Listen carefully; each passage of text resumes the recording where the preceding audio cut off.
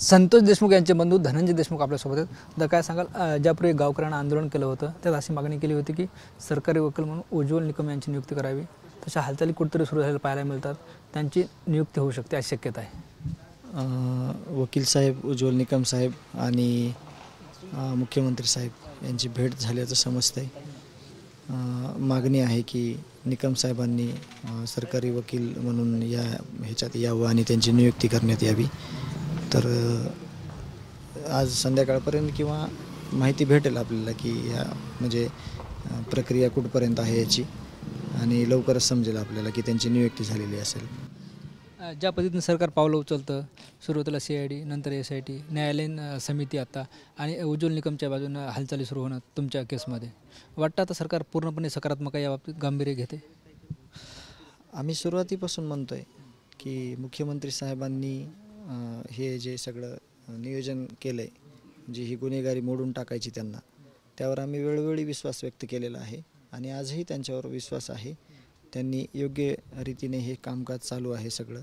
मग त्याच्यात SIT असेल, CID असेल, पोलीस यंत्रणा असेल, आणि आता न्यायालयीन समिती जी स्थापन झालेली आहे, आणि पुढं जे वकील साहेब आहेत उज्ज्वल निकम साहेब, त्यांची नियुक्ती. तर हे सगळं न्याय द्यायच्या भूमिकेमध्ये सगळं हे निर्मिती आहे आणि न्याय मिळणे हे अपेक्षित आहे आणि न्याय मिळालाच पाहिजे. माहिती अशी मिळते की आज आपण जे आहे ते केसच्या न्यायालयात जबाब नोंदवणार होतात. जबाब अगोदरच दिलेला आहे. 164चा जबाब देणं आहे मला.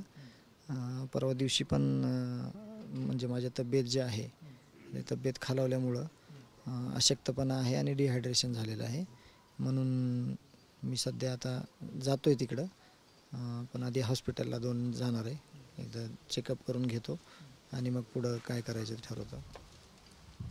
आज जबाब देणार आहेत का? तेच मला, मी फिट असेल, व्यवस्थित वाटलं मला तर मानसिक देणार आहे, नाही तर मग उद्या कधी रिक्वेस्ट करून उद्या कधी देणार.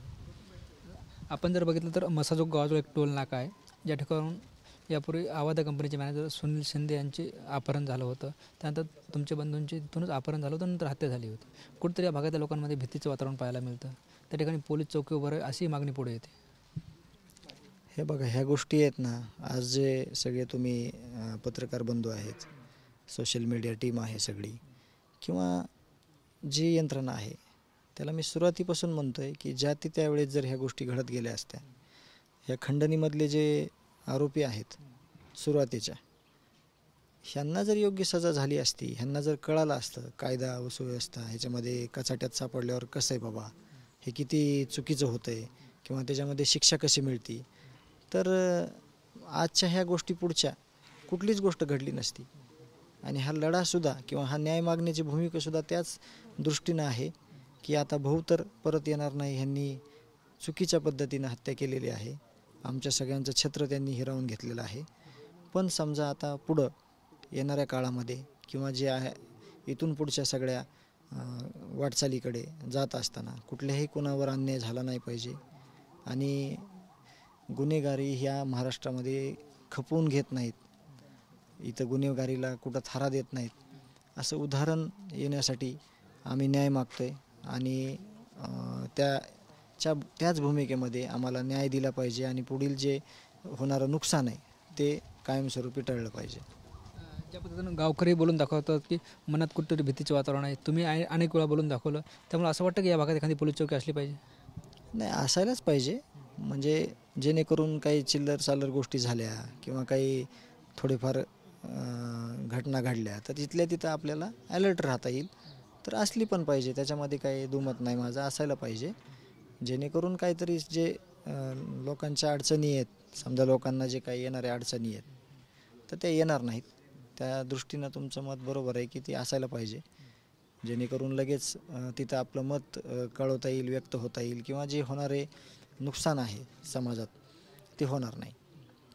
म्हणजे आज तुमची तब्येत बरी नाही आहे, त्याच्यामुळे तुम्ही आधी हॉस्पिटलला जाणार आहात, म्हणजे आज 164 अंतर्गत जबाब नोंदवण्याची शक्यता कमीच आहे असं म्हणायचं का?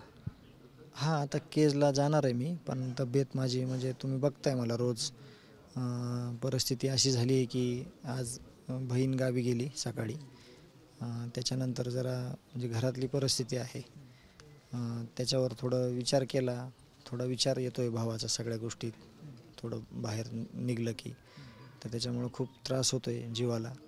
कारण एकमेकाशिवाय कधी कुठली गोष्ट आम्ही केली नाही.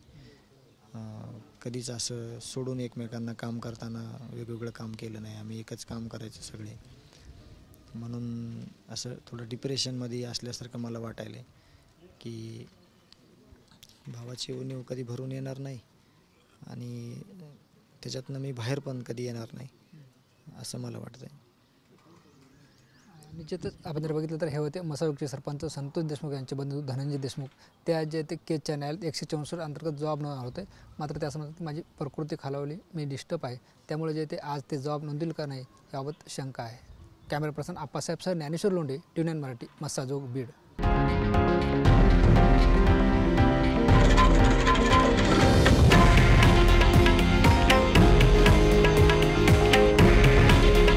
हे आहे देशातील नंबर 1 न्यूज नेटवर्क आणि आपण पाहत आहात TV9 मराठी.